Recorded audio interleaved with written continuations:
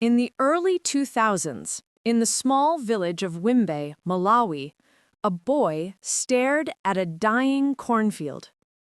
His name was William Kamkwamba, and he was just 14 years old when a brutal famine struck his country. Families had no food. Children starved. And William's family was next. But this is not a story about hunger. This is a story about a boy who refused to accept fate. William loved learning. He loved science. He loved machines. But in Malawi, schooling was expensive, and when the famine hit, his parents couldn't pay the fees. William was forced to drop out. Still, he didn't give up. Instead of giving up on education, he walked to a tiny library every day, barefoot, hungry, but determined. He found a dusty old science textbook titled Using Energy. Inside was a picture of a windmill. The book said windmills could generate electricity, pump water, save crops. William had an idea so insane that even his friends laughed at him. He said, "I will build one." But he had no tools, no metal, no money, nothing. Only an idea, and the courage to chase it.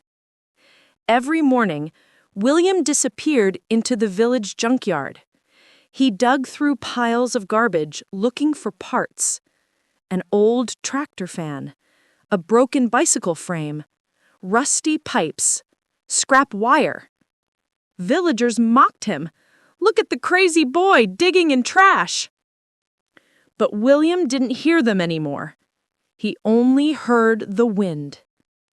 Piece by piece, he built a windmill. Then, one afternoon, the villagers gathered to watch the strange machine. A tower made of wood, a bicycle wheel at the top, scrap metal blades. The wind blew, and the blades began to turn. Slowly, then faster, and faster, and faster. A small bulb hanging from a wire flickered, and then light. For the first time ever, electricity glowed in William's home. The laughter stopped. Now the village stared in awe. William didn't stop there. He built a second windmill, and then a third. He connected them to pumps, and water began to flow into the dry fields. Corn grew again. Animals survived. Families ate. A 14-year-old boy saved an entire village with scrap metal, a library book, and pure determination. News spread across Malawi, then across Africa, then across the world. William was invited to speak at TED. The crowd cried. Universities offered him scholarships. He became a symbol of hope, proof that talent is universal, opportunity is not. But even without opportunity, a determined heart can still change the world.